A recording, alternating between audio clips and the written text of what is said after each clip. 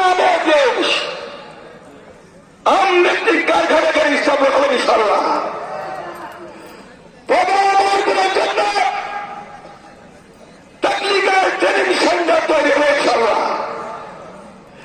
যেখানে মানুষ লেখাপড়ার পাশাপাশি প্রশিক্ষণ দিলে বিভিন্ন জায়গায় পরামর্শ অর্জনের জন্য। সম্মানিত ভাইরা, রাজশাহীতে একটি মেডিকেল বিশ্ববিদ্যালয় রয়েছে। বিভাগীয় মেডিকেল হওয়ার কারণে সারা বিভাগের রোগী থাকার কারণে এখানে আমরা চিকিৎসার সুবিধা পাই না।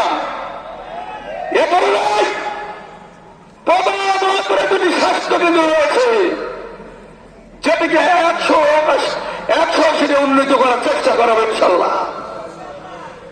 প্রধানমন্ত্রী সবজি দিয়ে গোটা বাংলাদেশ চালানো হয়, যাতে পরিবহন ব্যবস্থা খুবই দুর্বল। আমরা বলছি, যদি আমরা সংসদ গঠন করতে পারি, আব্দুলপুর থেকে রাজশাহী পর্যন্ত মিটার গেট বসাই দিলে সারা বাংলাদেশের সাথে ট্রেন যোগাযোগ সুবিধা হবে। এটা আমরা করবো ইনশাআল্লাহ।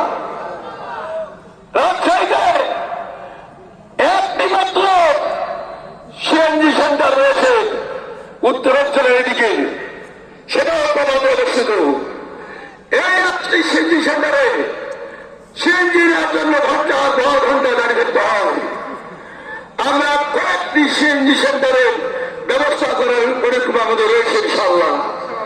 সম্মানিত এমনিভাবে আমরা অনেক পরিকল্পনা গ্রহণ করেছি, যে বাস্তবায়ন করতে হলে আপনাদেরকে দাঁড়িপাল্লা মার্কায় সমর্থন দিতে হবে। আসাই তো দাঁড়িপাল্লা মার্কায় সমর্থন ইনশাআল্লাহ। আমরা আগামী দিনে দাঁড়িপাল্লা মার্কায় কাজ করব।